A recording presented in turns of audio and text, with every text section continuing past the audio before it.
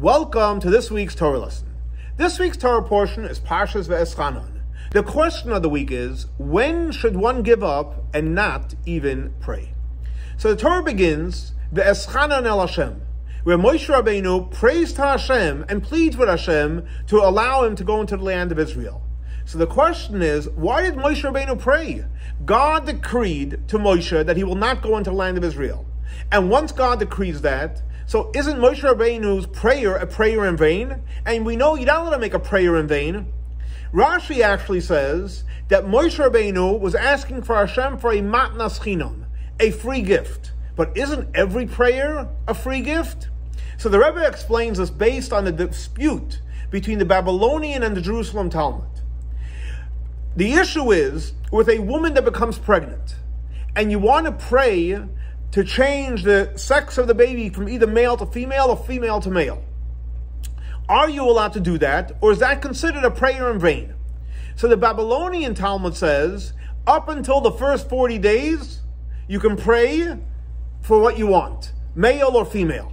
After 40 days, it would be considered a prayer in vain, and it would be inappropriate to make that prayer, unless you're someone that had power to do miracles. And therefore, after 40 days, if you don't have the power, you should not pray.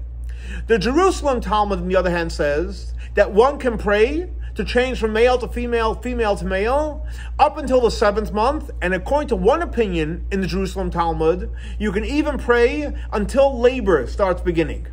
Now, what's the difference between the Babylonian Talmud and the Jerusalem Talmud? So the Rebbe explains as follows.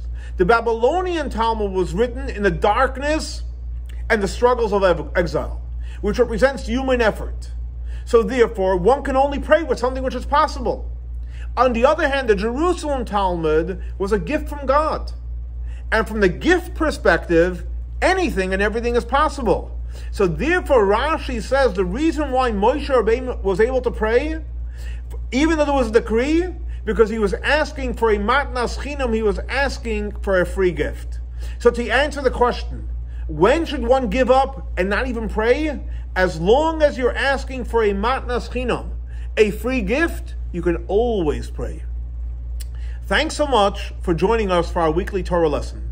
This week's Torah lesson is dedicated to the memory of Baruch ben Aryeh Leib, Shlomo ben Yosef, and Rachel bas Lipa. May their souls be elevated by the Torah we're studying in their memory. Thanks again for joining us for our weekly Torah lesson. For more information, please see our website, chabad.org. Have a great and blessed week.